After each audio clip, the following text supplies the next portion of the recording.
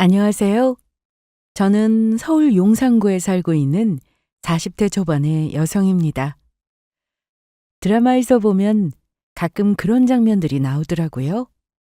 아주 오래전에 헤어진 커플이나 이혼한 부부들이 시간이 많이 흘러 다시 마주치는 장면이요. 저는 그렇게 오랜 시간이 흐른 뒤에 만나면 정말 어떤 기분일까를 상상해 본 적이 있었는데요. 그 전에 우선 그 당사자들이 어떻게 헤어진 사이일지를 따져보는 게 중요하겠죠. 오래전 이혼을 한 제 전 남편을 대입해서 보았을 때 저의 대답은 기분이고 뭐고 아예 마주치지도 않는 것이 좋겠다였습니다. 왜냐하면 제가 전 남편과 헤어지게 된 이유가 바로 그 인간의 바람 때문이었거든요. 헤어질 때도 온갖 더러운 꼴을 다 보고 이혼을 했던 사이니 다시 만나서 좋을 이유가 하나도 없었죠. 그런데 그 드라마 같은 일이 실제로 저에게도 일어나더라고요. 얼마 전 저는 정말 우연하게도 제가 일하는 곳에서 전 남편과 마주치게 되었거든요. 현실이 드라마보다도 더 극적일 수 있다는 걸 저는 그때 알았죠. 남편과 저는 제가 20대 중반이던 시절 소개팅으로 만나게 되었습니다. 학교를 졸업하고 이제 막 회사에 취직을 했을 때였죠. 친한 대학 선배가 모처럼 연락이 와서는 괜찮은 사람이 있는데 혹시 만나보지 않겠느냐고 하더라고요. 대충 어떤 사람인지를 듣고 있자니 외모도 제 스타일이고 성격도 괜찮더라고요. 다만 저보다 나이가 5살이 더 많았습니다. 요즘에야 5살 차이가 대수인가 싶지만 20대 중반에는 한 살 한 살이 크게 느껴지던 때였으니까요. 선배님, 좋은 사람 같기는 한데 아무래도 나이 차이가 너무 많이 나는 것 같아요. 그래?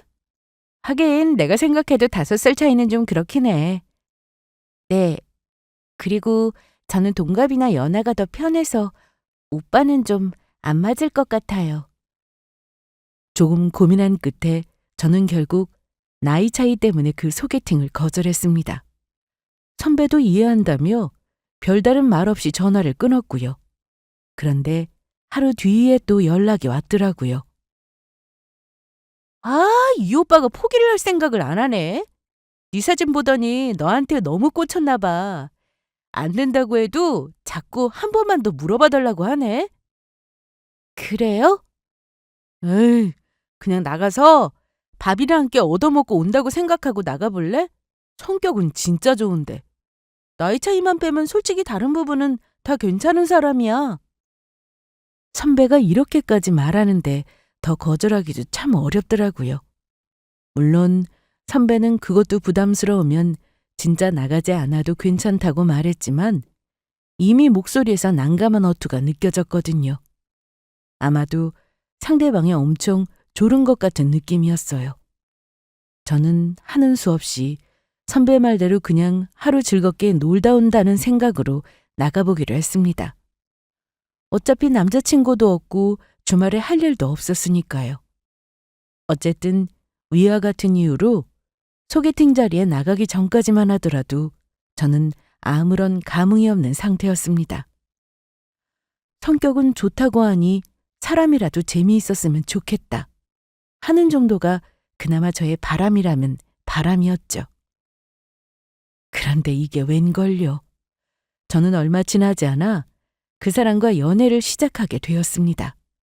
막상 자리에 나가서 만나보니 선배한테 들었던 것보다 훨씬 더 괜찮은 사람이더라고요. 제가 원래는 누구를 만나든 첫 만남에서는 낯을 많이 가리는 편이었거든요. 그런데 그 사람과는 만난 지 1시간도 채 되지 않아서 말도 놓고 농담까지 나눌 정도로 편해지더라고요. 그렇게 분위기를 유쾌하게 만드는 것도 제주라면 제주다 싶었습니다. 선을 넘지 않을 정도로만 치는 장난도 저와 코드가 비슷했고요. 이야기를 하면 할수록 조금 더 알아가고 싶다는 생각이 들게 만드는 사람이었습니다. 물론 거기에는 얼굴이나 키 같은 외적인 부분이 일단 저의 취향이었다는 점이 가장 컸고요. 솔직히 외모가 제 스타일이 아니었다면 성격이 아무리 좋은들 그냥 재미있고 착한 오빠로 남았겠죠. 그렇게 제 남자친구가 된 남편은 3년간의 연애 기간 동안 저에게 너무나 잘해주었습니다. 오죽했으면 제 친구들 사이에서 저희 커플의 별명이 공주와 머슴일 정도였어요. 남편이 공주처럼 저를 모시고 다니는 게 거의 머슴이랑 똑같다고 하면서요. 오빠, 이번 주에 내가 보고 싶다고 했던 영화 개봉하더라? 아, 그거 내가 벌써 예약해놨지. 진짜야? 기억하고 있었네? 당연하지. 영화 보고 또 뭐 하고 싶어? 이번 주에는 그냥 동네에서 밥 먹고 카페 갔다가 오자. 나 요새 너무 야근하느라 너무 피곤해서 멀리는 못 가겠어. 알았어. 그럼 내가 영화관 근처에 있는 맛집이랑 분위기 괜찮은 카페 찾아볼게. 참, 그날은 내가 12시까지 데리러 갈 테니까 자기는 늦잠 자다가 천천히 준비해서 나오면 돼. 제가 영화를 보러 가고 싶다고 하면 그날 당장 예약을 하고 여행을 가고 싶다고 하면 여행 계획을 짜오는 사람이었어요. 당시에 저는 차가 없는 데다 그나마 가지고 있는 것도 장롱 면허여서 대중교통을 타고 다니는 뚜벅이였거든요. 남편은 아침잠이 많은 저에게 주말이라도 좀 푹 쉬라며 데이트를 하는 날마다 언제나 집 앞까지 데리러 오는 사람이었습니다. 친구를 만나러 제가 멀리 다른 지역으로 가기라도 하면 그곳까지 데리러 오기도 했고요. 지금까지 연애를 해보지 않았던 것도 아닌데 남편을 만나고 나서부터는 새삼스럽게 참 좋다는 생각이 들었습니다. 이렇게 편하고 수월한 연애를 할 수 있기도 하구나 싶더라고요. 다만 은연중에 튀어나오는 이야기들을 종합해보자면 그게 저라서 특별 대접을 한 건 아니고 전 여자친구들에게도 이렇게 똑같이 해줬던 것 같기는 하지만요. 그냥 원래 천성이 다정하고 배려가 넘치는 성격이었던 거죠. 뭐 그래도 상관은 없었습니다. 어차피 남편이 지금 만나고 있는 사람은 다른 누구도 아닌 현재의 저였으니까요. 사랑과 애정은 일방적인 감정이 아니니 남편이 저에게 잘하는 만큼 저도 그 사람에게 잘하게 되더라고요. 연애는 일종의 선순환처럼 흘러갔죠. 만나면서 최대한 서로를 배려하고 어떻게 하면 상대방이 더 좋아할지를 먼저 생각하다 보니 자연스럽게 싸울 일도 없어지더라고요. 그래서 남편과 연애를 하면서는 상대방의 태도 때문에 기분이 상하거나 했던 적은 거의 없었던 것 같아요. 그저 너무 다 잘 맞는다고만 느꼈죠. 그렇게 저희는 3년 동안 설레는 연애를 했습니다. 그리고 그 연애의 끝은 결혼이었어요. 제가 29살이 되던 해 20대의 마지막을 눈앞에 두고 남편과 드디어 부부가 되었거든요. 조금 이른 결혼이다 싶기도 했지만 저만 생각하기에는 30대 중반이 된 남편을 생각하면 또 그렇게 이른 것도 아니더라고요. 무엇보다 지금 한창 서로 좋을 때 결혼해서 신혼을 보내는 것도 좋을 것 같다는 생각이 들었습니다. 누군가가 저에게 결혼 생활에 대해 묻는다면 저는 자신 있게 말할 수 있었어요. 제가 살면서 내린 선택 중에 가장 좋은 선택이었다고요. 저희의 신혼생활은 어린아이들이 소꿉놀이를 하는 것처럼 매일매일이 설레고 재미있었습니다. 자, 이거 받아. 어머, 뭐야? 오늘 무슨 날이야? 갑자기 웬 꽃이야? 설마 오늘 무슨 날인지 잊어버렸어? 무슨 날이지? 미안해. 나 진짜 기억이 안 나는데. 설마 하더니 곧 실망스럽다는 표정을 짓는 남편의 얼굴을 보며 저는 당황해서 되물었습니다. 그런데 남편이 태연한 얼굴로 그러더라고요. 오늘이 우리 결혼한 지 130일 되는 날이잖아. 그게 아무 날도 아니라는 뜻 아니야? 100일도 아니고 130일은 뭐야. 사실 오는 길에 그냥 자기하기 예뻐서 샀어. 자기가 좋아하는 꽃이잖아. 제가 꽃을 좋아하는 거라는 남편은 꼭 특별한 날이 아니더라도 일상처럼 꽃을 사들고 퇴근하고는 했죠. 출장을 다녀오면 매번 현지에서만 구할 수 있는 선물을 사서 왔고요. 애교가 없는 저와는 다르게 표현도 어찌나 잘하는지 저와 눈만 마주치면 사랑한다고 다정하게 말해주는 사람이었습니다. 친구들과 부부 동반 모임이라도 나가면 팔불출처럼 저를 자랑하기 바빴고요. 어머님, 저희 왔어요. 그래, 어서들 와라. 아니, 근데 태훈이 너는 살이 왜 이렇게 많이 쪘어? 아, 그래요? 저는 잘 모르겠는데. 아유, 살이 쪄서 툭 치면 바닥에 굴러가게 생겼구만. 대체 뭘 그렇게 잘 먹은 거야? 하긴, 그러고 보니까 회사 동기들도 저더러 요즘 잘 먹냐고 묻긴 하더라고요. 이게 다 수민이가 음식 솜씨가 너무 좋아서 그래요. 진짜 만드는 것마다 다 맛있어가지고 수민이가 하면 라면도 맛있다니까요.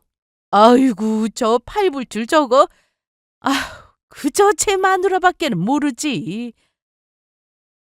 오죽했으면 시어머니 앞에서까지 제 자랑을 해대서 시어머니가 눈꼴 시려워서 못 봐주겠다며 그만 집에 가라고 말씀하실 정도였습니다.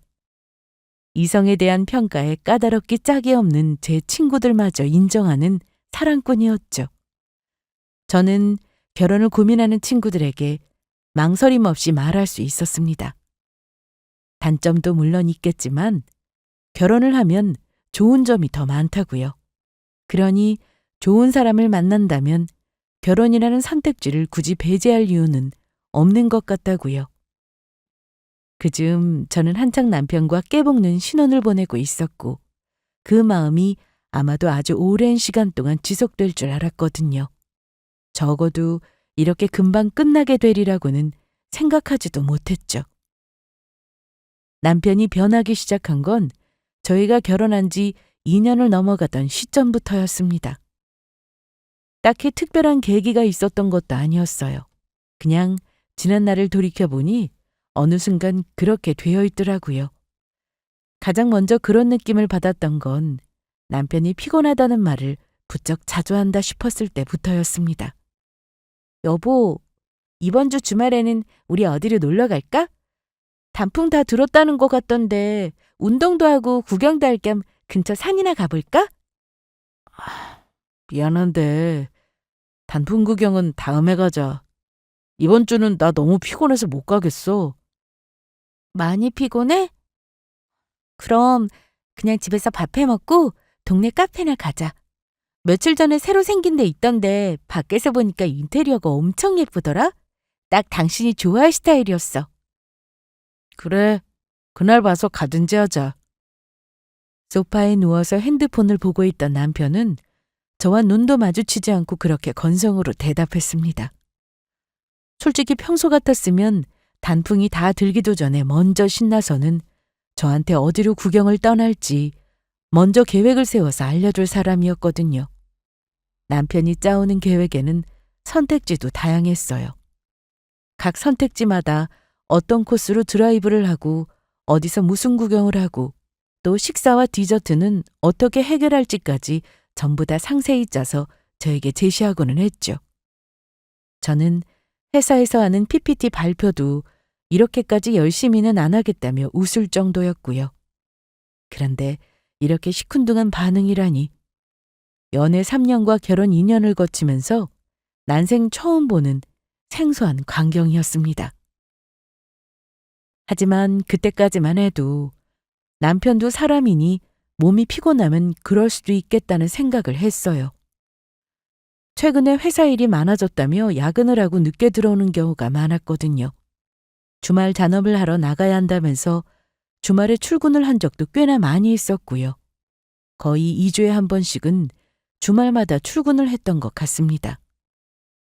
여보, 혹시 내일도 출근해야 하는 건 아니지? 어? 나 내일 출장 가서 일요일 저녁에 들어온다고 했잖아. 내일 출장이라고?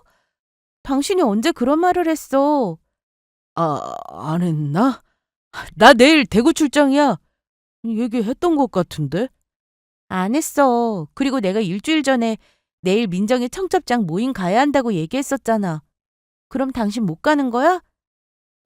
민정 씨 청첩장. 참, 그랬지? 거기다 모의 정신이 팔리기라도 했는지 저와 미리 잡아둔 약속을 잊어버리고 본인이 일정이 있다며 뒤늦게 말해주는 일이 허다했습니다. 심지어 저한테 출장을 간다는 말을 미리 했었다며 우기기까지 하더라고요. 출장이나 야근이야 요즘 워낙 많으니 헷갈릴 수는 있다 쳐도 친구들 모임처럼 제가 미리 말한 스케줄은 적어도 기억하고 있어야 하는 거잖아요.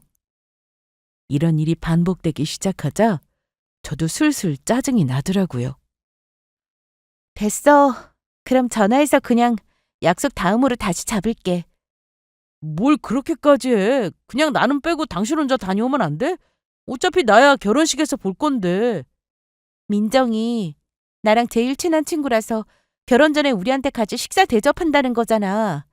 내일 민정이 예비신랑도 올 텐데 당신이 안 가면 무슨 소용이야? 설마 귀찮아서 그래? 알았어. 알겠으니까 그럼 다음에 보자고 그래. 민정 씨한테는 미안하다고 전해주고.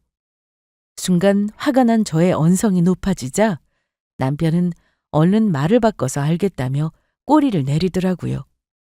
제가 화를 내지 않았더라면 아마도 저 혼자 다녀오라고 말했겠죠. 예전의 남편이라면 절대로 하지 않았을 행동이었습니다. 저와 친한 친구들에게 잘 보이고 싶다며 오히려 귀찮을 정도로 본인이 먼저 친구들 모임에 따라 나오고는 했었거든요. 하도 저를 껌딱지처럼 졸졸 쫓아다녀서 모임이 있는 날이면 제 친구들이 혹시 오늘도 네 남편 같이 오고 싶대라고 농담을 할 정도였어요. 친구들한테 본인이 모르는 저에 관한 이야기를 듣는 걸 좋아했거든요. 혹여나 부부 동반 모임이라도 있으면 절대로 빠지는 법이 없었고요. 그런데 어느 순간부터인지 남편은 제 친구들 모임은커녕 저희가 같이 참석해야 할 중요한 자리에마저 슬슬 빠지기 시작했습니다.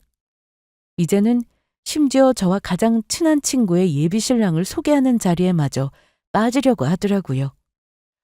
사람이 예전과 완전히 똑같을 수는 없고 시간이 지나면 뭐든지 변하기 마련이라는 걸 저도 잘 알고 있었지만 그 변화가 이렇게까지 갑작스러울 줄은 몰랐었죠.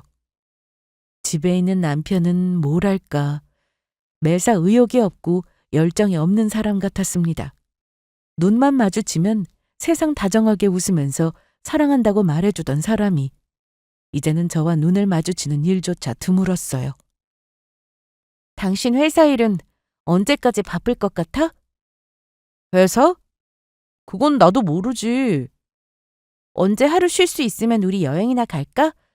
휴가 낼 수 있을 것 같아? 당분간은 안 될 것 같은데? 알겠어. 남편과 여행을 가지 않은 지도 꽤 오래되었죠. 여행은커녕 주말 하루 정도 조금 오래 외출하는 것조차 피곤해했거든요. 데이트 같은 데이트를 해본 지도 벌써 몇 달 전이었습니다. 퇴근하고 집에 들어오면 서재에 들어가 방문을 닫고 컴퓨터 게임을 하기에만 바빴어요. 원래도 게임을 좋아하기는 했었는데 저와 만난 이후로는 게임은 뒷전이었거든요. 게임을 할 시간에 저와 조금이라도 더 같이 보내는 게 좋다고 하면서요. 이제는 제가 뒷전이 되어버렸지만요. 이런 게 권태기인 건가 싶었습니다. 3년간 연애를 할 때도 한 번 온 적 없었던 권태기가 설마 뒤늦게 결혼하고서 찾아오게 될 줄은 꿈에도 몰랐었죠. 지속되는 이 상황이 너무 답답했어요. 저는 남편과 함께 여행이라도 가서 이 관계를 어떻게든 예전처럼 회복해보고 싶었습니다. 고민이 있다면 고민을 털어놓고 혹시 저에게 불만이 있는 거라면 그것도 한번 들어보고 싶었죠. 하지만 남편은 그런 저의 노력이 보이지도 않는지 여행을 가자는 말에도 시큰둥했고 대화를 하고 싶은 의지도 없어 보였습니다. 혹시 저에게 화가 난 게 있는 거냐고 물어도 아니면 바라는 게 있는 거냐고 물어도 언제나 아니라고만 대답할 뿐이었어요. 모처럼 집에 있는 날이면 방문 걸어 닫고 하루 종일 혼자서 게임만 하다가 자. 이유를 물어봐도 대답도 안 하고 도대체 왜 저러는지 모르겠어. 에? 아직도 그래? 네 남편 몇 달 전부터 그러고 있다고 하지 않았어? 그러니까 답답해서 미치겠어. 이유라도 설명을 해주든가. 안 그러던 사람이 갑자기 저러니까 어떻게 해야 할지를 모르겠네. 야, 세상 남자들 다 변해도 네 남편은 안 그럴 줄 알았는데 역시 남자들 다 똑같다니까. 좋다고 난리치더니 이제는 결혼하니까 잡은 물고기라 이거지 뭐. 진짜 그런 거면 너무 화나는데? 차라리 우리가 싸우기라도 했으면 몰라. 저는 점점 지쳐갔습니다. 친한 친구에게 이 상황을 털어놓고 조언을 구했지만 딱히 뾰족한 방법은 없더라고요.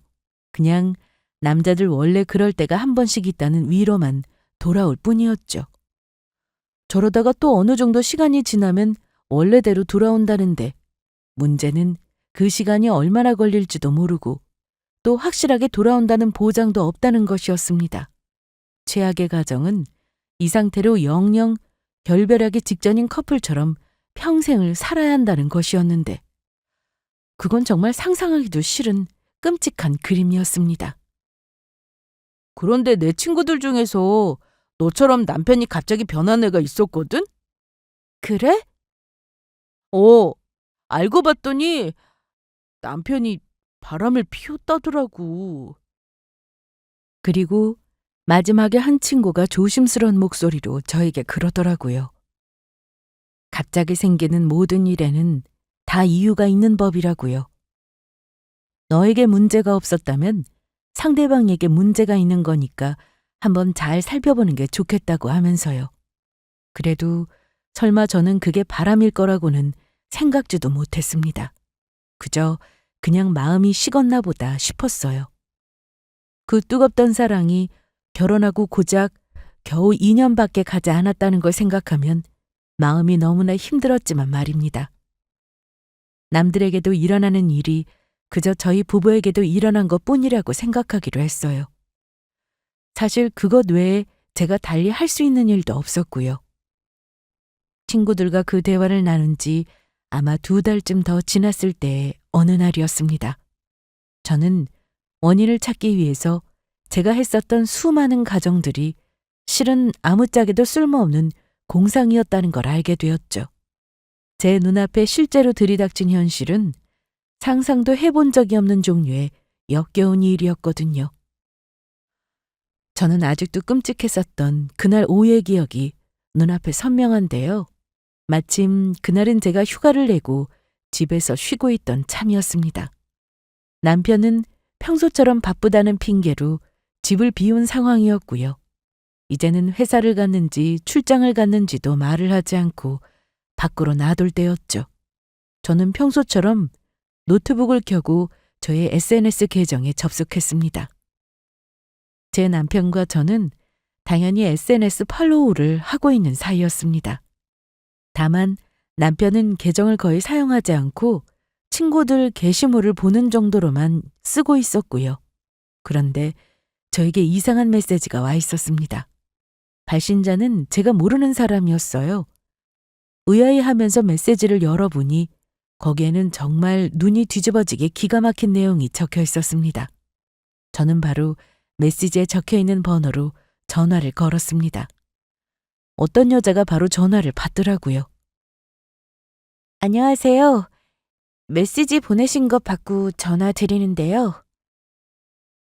네, 박태훈 씨 와이프 맞으세요? 네, 그쪽은 어떻게 되세요? 저는 박태훈 씨가 미혼인 줄 알고 만났던 여자친구인데요. 정말 기가 차다 못해 말이 나오지를 않았습니다. 이 미친놈이 알고 보니까 밖에서는 미혼인 척하면서 여자친구를 사귀어 왔더라고요. 처음에는 저도 이 여자가 정말 내 남편이 유부남인 걸 모르고 만났던 건가? 여자친구는 맞는 걸까? 이거 무슨 사기 같은 건가 싶었습니다. 머릿속으로는 수백 개의 가정이 다 떠올랐죠. 그 정도로 믿기지가 않았거든요. 그런데 그 여자가 보내준 사진들을 보고서야 그게 다 사실이었다는 걸 알게 되었습니다. 박태웅 그 인간이 저랑 만난 지도 벌써 반년이 다 되어가는데요. 아무리 생각해도 이상한 구석이 많더라고요. 회사에서는 연락이 잘 되는데 집에 가면 연락이 잘 안 되는 것도 그렇고 전화 같은 것도 제 앞에서는 안 받고 항상 밖에 나가서 받고 오고요. 바람이라도 피우나 싶었죠. 반년이라고요? 네. 그래서 뒤를 좀 파보자 싶어서 SNS 계정이란 계정은 다 뒤져봤거든요. 저한테는 계정이 없다고 하더니 그 인간으로 의심되는 계정이 있더라고요. 들어가 봤더니 게시물은 아무것도 없는데 팔로우 목록을 보니까 그쪽에 있었고 그쪽 계정에 올라온 사진을 보니 그 인간이 유부남이었다는 걸 저도 이제 알았어요. 그러니까 남편의 계정을 타고 아내인 제 계정까지 들어와서 이 사실을 알게 되었다는 말이었습니다.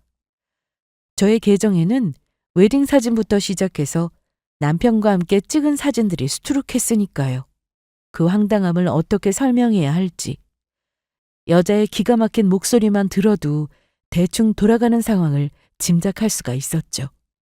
이 여자는 그동안 남편이 보낸 수많은 메시지를 모두 캡처해서 저에게 보내주었습니다. 메시지 속에서의 남편 놈은 참 역겨울 정도로 연기를 잘하고 있었어요. 3년 전에 여자친구와 헤어진 이후로 내내 솔로였다느니 너 같은 여자가 딱 내 이상형이었다느니 이렇게 설렜던 적이 없었다느니 하면서요. 그렇게 애를 써서 여자와 사귄 뒤로는 눈물 나는 거짓말이 이어졌습니다. 그 여자를 만났을 때는 저에게 출장을 간다고 했고 집에 돌아올 때는 그 여자에게 출장을 간다고 했더라고요. 아주 양쪽으로 거짓말을 하느라 얼마나 바빴을지. 아주 눈물겨워서 보지를 못할 정도였습니다. 더 기가 막힌 건 심지어 그게 한 명이 아니었다는 것이었어요. 상간녀가 다른 여자친구들의 존재에 대해서도 알게 되었다고 했거든요. 알고 보니 남편 놈이 바람을 피울 때 쓰던 부계정이 있었더라고요. 그리고 그 계정을 알고 있었던 또 다른 여자친구 중 한 명이 SNS에 남편과 찍은 사진을 올리면서 태그를 거는 바람에 들통이 났던 거죠. 서로 본인이 유일한 여자친구인 줄로만 알았던 다른 여자친구들의 존재를요. 무려 3명이었습니다. 그 인간이 동시에 바람을 피우고 있었던 여자들이요. 진짜 피가 거꾸로 솟는 것 같더라고요. 너 바람 피웠어? 한 명도 아니라며? 갑자기 어디서 무슨 헛소리를 듣고 이래? 누가 그래? 저는 그날 밤 바로 집에 돌아온 남편에게 따져 물었습니다. 평소처럼 집에 오자마자 곧장 게임방으로 들어가려고 하던 남편 놈은 제 말에 깜짝 놀라는가 싶더니 이내 표정을 굳히고 발뺌을 하더라고요. 야, 나 다 알고 묻는 거니까 거짓말할 생각하지 말고 솔직하게 말해. 너 다른 여자 만났던 거 맞잖아! 아니라고! 미친 거 아니야 진짜? 의부증이라도 생겼어? 내가 무슨 바람을 피웠다고 개소리야. 증거 있어? 여기 증거 있으니까 실컷 봐. 네 눈으로 직접 보고 다시 짓거려봐. 이건 이 여자들 다 그냥 아는 동생들이야. 나랑 아무 사이도 아니라고. 저는 오히려 증거가 있냐고 되묻는 그 인간의 뻔뻔한 면상 앞에 제가 받은 사진들을 내밀었습니다. 그 역겨운 불륜의 증거들을요. 그렇게 들키고 나서도 끝까지 거짓말을 하더라고요. 본인 손으로 보낸 메시지를 두 눈으로 직접 보고서도 절대 불륜은 아니라고 하면서요. 그냥 좀 친한 사이에 장난처럼 보낸 메시지일 뿐이라고 하더라고요. 저를 도대체 얼마나 호구로 보고 있었으면 이렇게 끝까지 우길 생각을 하는지 기가 막혀서 입이 다물어지지가 않더라고요. 결국 나중에는 바람을 피웠다는 사실을 인정을 하기는 했습니다. 하지만 그 인간의 태도는 적반하장이었어요. 사과는커녕 오히려 그냥 조금 놀았던 것뿐이라고 개소리를 사람 말처럼 참 당당하게도 하더라고요. 너, 내가 그렇게 우스워? 지금 그냥 놀았던 것뿐이라는 말이 입에서 나와? 나한테 미안하지도 않았어?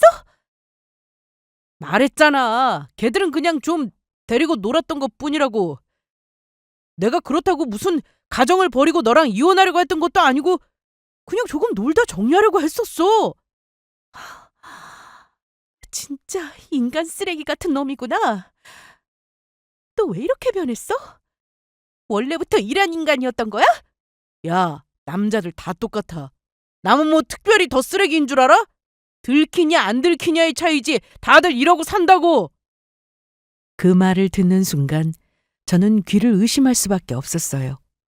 바람을 피우고 아내에게 상처를 주는 인간들의 레파토리는 어쩌면 이렇게 다들 똑같은 걸까요? 그게 제 남편만은 아닐 거라고 생각했었는데 그것마저 저의 착각이었습니다. 제가 뭘 잘못한 것도 아닌데, 그렇다고 남편과 저의 사이에 아무런 일이 있었던 것도 아닌데, 그저 단순히 다른 여자를 만나보고 싶어서 바람을 피웠다는 사실이 저는 도저히 믿기지가 않더라고요. 결혼할 때는 제가 원한다면 본인의 간쓸개마저 다 빼줄 것처럼 굴던 그 사람이 눈앞에서 저에게 이런 말을 내뱉을 수 있는 인간이었다는 걸 왜 몰랐을까요? 제가 미칠 것 같은 부분은 바로 그 지점이었습니다. 지금까지 저 인간을 사랑해오면서 그 사랑에 한 번의 의심조차 하지 않았다는 사실을요. 이미 벌어진 일은 돌이킬 방법이 없었고, 그렇다면 남은 것은 이혼뿐이었습니다. 이혼하자는 저의 말에도 그 인간은 반성의 기미라고는 없었어요. 이런 일로 이혼하면 이혼 안 하는 사람들이 없겠다며 오히려 저를 유난 떠는 미친 여자로 몰아가더라고요. 거기다 이혼 소송을 준비 중이라는 소식이 시댁에 들어가자마자 시어머니가 그날 바로 저를 만나러 오셨더라고요. 아니 이게 대체 무슨 말이야? 태훈이가 바람을 피웠다는 게 말이나 되니? 전부 다 사실이에요, 어머님. 걔가 다른 건 몰라도 수민이 너한테만큼은 얼마나 잘했는지 몰라서 이래? 너 어디서 무슨 얘기를 듣고 이러는 거야? 그동안 저에게 잘해주셨던 시어머니도 이런 상황이 닥치자 제 편은 아니었습니다. 남편이 바람을 피웠다고 하니 오히려 대뜸 저에게 무슨 의심병이라도 있는 거냐고 물으시더라고요. 아마도 그 인간이 지한테 유리한 이야기만 싹 골라서 전해드린 거겠죠. 저는 제가 모았던 증거들을 시어머니께 모두 보여드렸습니다. 한참 그 사진들을 보면서 말이 없던 시어머니는 이내 저를 타이르기 시작했습니다. 태훈이 걔가 절대로 그럴 애가 아닌데 정말 왜 그런 짓을 했는지 모르겠구나. 진짜 잠깐 정신이 나갔었나 보다. 와이프 놔두고 밖에서 바람 피우는 인간한테 무슨 이유가 있겠어요? 원래 그럴 인간이었던 거죠. 그래. 지금은 네가 너무 화가 나서 아무 말도 안 들리겠지. 나도 이해한다. 내가 그 녀석 따끔하게 타이를 테니까 다시는 이런 일 없을 거야. 네가 이번 한 번만 이해 좀 하고 넘어가렴. 하지만 저는 고개를 저으며 단호한 목소리로 대답했습니다. 이미 제 마음속에서는 정리가 모두 끝난 상황이었거든요. 이제는 그 인간 때문에 우는 시간조차 아깝게 느껴질 정도로요. 시어머니께도 이 상황에 대해서 솔직하게 말씀드리는 게 그동안 저에게 잘해주셨던 부분에 대한 마지막 도리라고 생각했습니다. 하지만 시어머니의 반응은 저의 예상 밖이었어요. 어머님, 죄송한데 저는 이미 마음 정했어요. 저 이혼할 겁니다.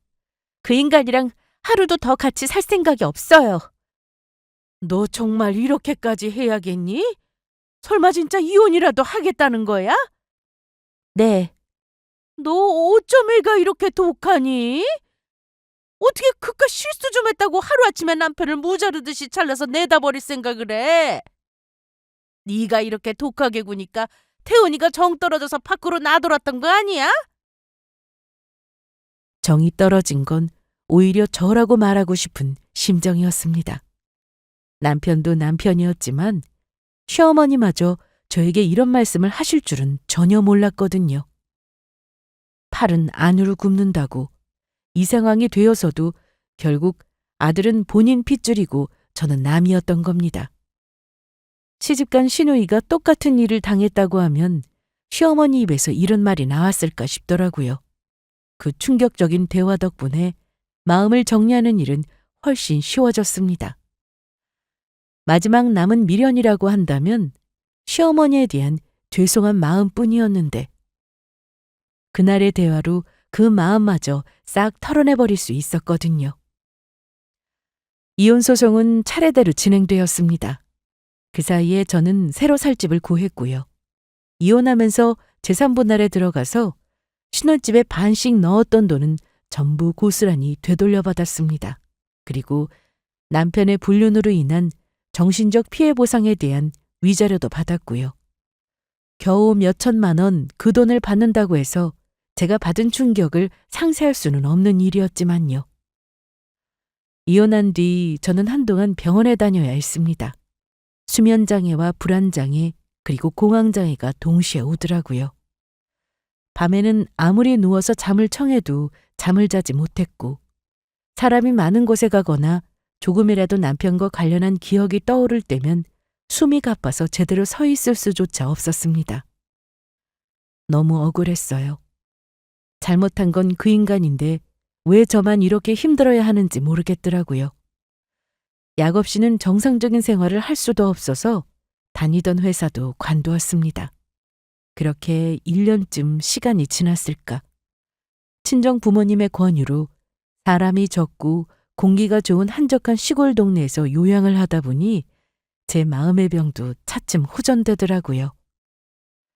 저는 마음을 추스르고 잘 살기로 결심했습니다. 상대방의 외도로 이혼을 한 것도 억울한데 이렇게 무너진 채로 사는 건 제가 견딜 수가 없었거든요. 무엇보다 저 때문에 속을 끓이고 계시는 부모님을 생각하면 더욱 이렇게 살 수는 없다는 생각이 들었습니다. 저는 다시 서울로 돌아왔어요. 그리고 우연한 기회에 외삼촌이 운영하시던 오래된 호텔을 인수하게 되었습니다. 외삼촌은 원래 미국과 한국을 오가면서 생활을 하셨는데 노환으로 건강이 좋지 않으신지라 이제는 다 내려놓고 좀 편하게 쉬고 싶으시다고 늘 말씀하셨거든요. 외삼촌은 결혼은 하지 않으셔서 자식이 없으셨고 몇 년 전부터 저에게 호텔을 물려받으라고 하셨습니다. 그때까지만 해도 회사를 다니고 있어서 별 생각이 없었는데 이제야 그 생각이 나더라고요. 저는 호텔을 인수한 뒤 대출을 받아 호텔 리모델링에 들어갔습니다. 호텔이 너무 오래되어서 이대로는 안 되겠다 싶었거든요. 리모델링 비용은 전부 다 빚인지라 솔직히 겁이 나기도 했지만 결론적으로는 잘한 선택이었습니다.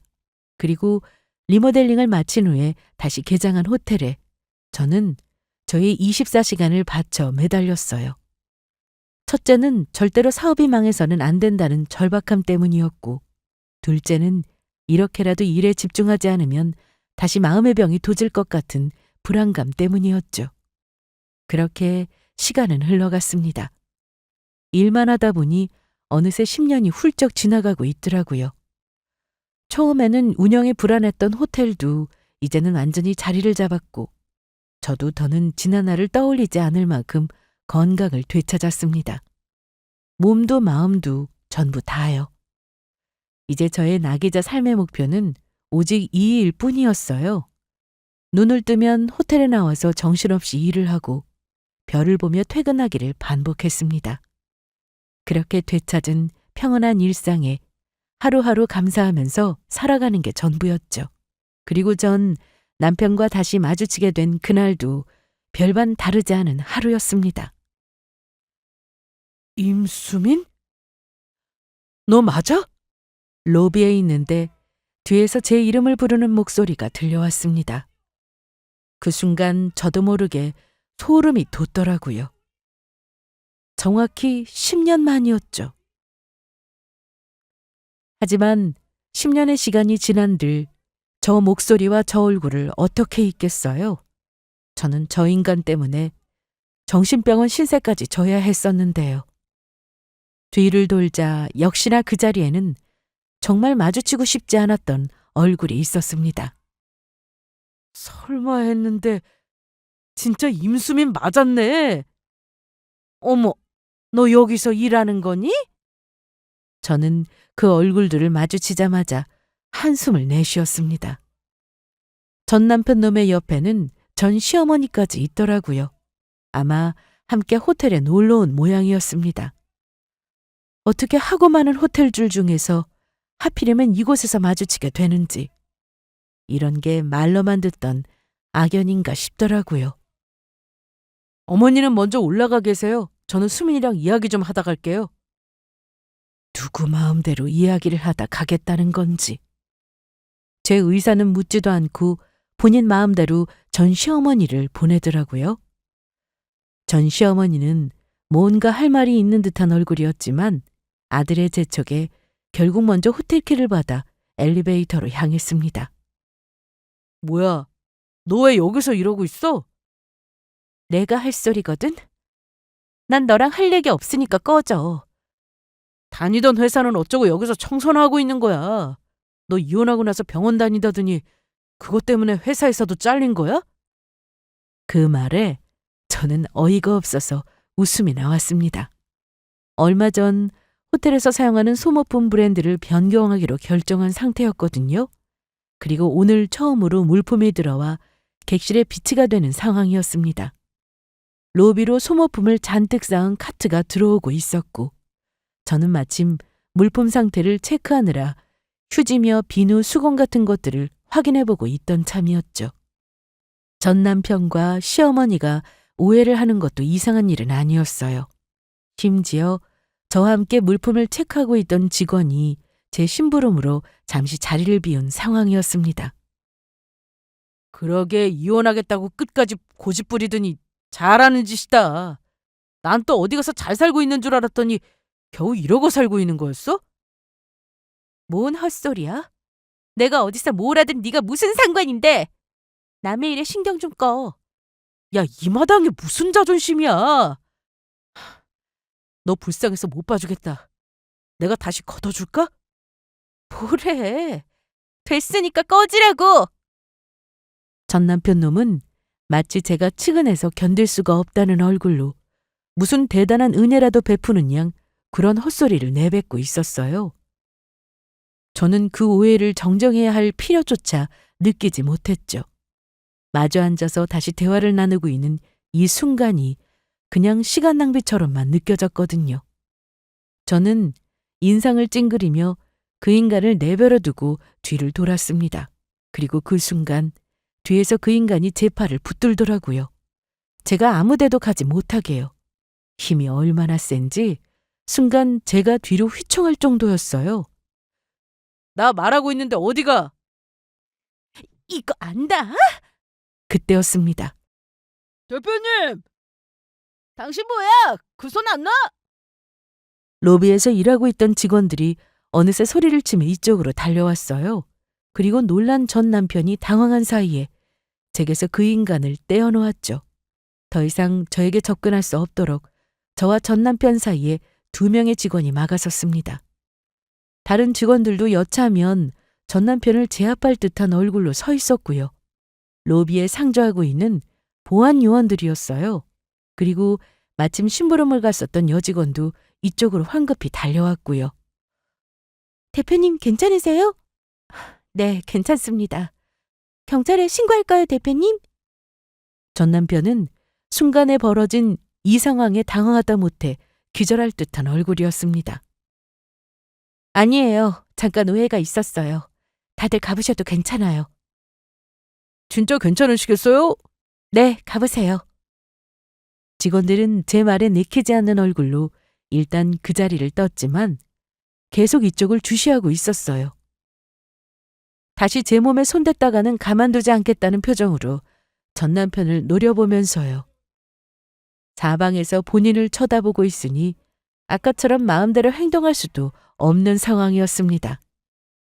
전 남편은 당황해서 흔들리는 눈으로 저를 보고 물었어요. 무슨 대표님이라고? 무슨 대표? 됐고, 환불해 줄 테니까 체크아웃해. 너나 나나 여기서 계속 마주치면 불편하지 않겠어? 설마 네가 여기 호텔 사장이야? 그러니까 꺼지라는 거겠지? 제 말에 그 인간의 표정은 정말 다채롭게도 변해갔습니다. 믿기지 않는다는 얼굴이었다가 흥분으로 새빨갛게 물들었다가 다시 파랗게 질렸다가를 반복하더라고요. 드라마에서는 그래도 나쁜 놈이었던 전 남편이 마지막에 진심 어린 회개를 하면서 끝나던데 왜 현실에서는 이런 시궁창 같은 죄에만 있는 건지. 그동안 잘 먹고 잘 살았는지 살까지 쪄있는 모습을 보니 열만 받더라고요. 다시 만나지 않는 편이 차라리 나았을 텐데. 잘 지내고 있던 제 인생에 오히려 불쾌한 기억만 하나 더 늘어난 셈이었어요. 환불은 직원에게 맡겨두고 저는 그 자리를 떴습니다. 저 얼굴을 더 보고 있다가는 진짜 간신히 참고 있었던 욕이라도 나올 것 같았거든요. 그날 밤 잠자리에 들기 전 더러워진 귀와 귀를 씻어내려고 술을 한잔하고 잠이 들었죠. 만나서 더러웠고 다신 보지 말자고 생각하면서요. 그런데 그 재회가 끝이 아니었더라고요. 환불을 하고 며칠 뒤 그 인간이 다시 호텔로 저를 찾아온 겁니다. 이번에는 혼자였죠. 저는 이 기가 막힌 상황에 팔짱을 끼고 그 인간을 쳐다보고 있었습니다. 왜 또 왔어? 그날 우리 별로 대화도 못했었잖아. 생각해보니까 우리 사이에 오해가 많은 것 같더라고. 너랑 얘기 좀 하고 싶어서 왔지. 무슨 오해가 있다는 건지도 모르겠지만 있다고 해도 풀고 싶은 생각이 없는데? 우리 사이에 무슨 할 말이 남았다는 건지, 이혼할 때도 풀지 않았던 오해를 굳이 이제 와서 하는 이유를 모르겠더라고요. 사실 별로 관심도 없었고요. 알았어. 너 그동안 나한테 서운했던 거, 맺힌 거, 많은 거 나도 알아. 나도 이혼하고 나서 그동안 반성 많이 했어. 너한테 연락해서 사과하고 이렇게 이야기도 하고 싶었는데 계속 기회가 없었어. 용기도 안 났고. 아이고, 그러셨어? 사과하고 싶었는데 무려 10년 동안 기회가 없었다는 그 말에는 진짜 폭소가 터지더라고요. 대놓고 빈정거리는 저의 물음에도 그 인간은 다 이해한다는 얼굴로 계속해서 말했습니다. 그날 너 보니까 확실히 알겠더라. 나 너랑 다시 시작하고 싶어. 나 아직 너 많이 좋아해. 너 지금 제정신이야? 너도 나 많이 좋아했잖아. 이혼하고도 나 네 생각 계속했었어. 장난으로 하는 말 아니고 진심이야. 우리 다시 합치자. 이게 대체 무슨 개소리인가 싶었죠. 하다 별 희한한 소리를 다 듣겠더라고요. 그리고 너무 놀랍게도 저 인간의 실체를 알게 된 이제는 저 인간이 저 말을 하는 이유를 정확하게 알고 있었고요. 어이가 없어서 대답을 안 하고 있었더니 무슨 대단한 착각이라도 했는지 본인이 대단한 선심이라도 쓰는 척 말했습니다. 너 이제 나이가 40인데 누가 이혼녀랑 만나겠냐면서요. 발밑에 무릎 꿇고 엎드려서 다시 도와달라고 빌어도 모자랄 판에 아주 가스라이팅까지 수준급이더라고요. 그 순간 저는 더 이상 참지 못하고 옆에 있던 물잔을 집어들어 그 인간의 얼굴에 끼얹었습니다. 내가 너처럼 미친 줄 알아? 너 같은 쓰레기를 다시 주워서 쓰게? 야, 김수민! 여기 쓰레기 수거장 아니니까 정신 차려, 이 새끼야! 어떡해. 네 발로 나갈래? 아니면 밖에 있는 보안요원 부를까?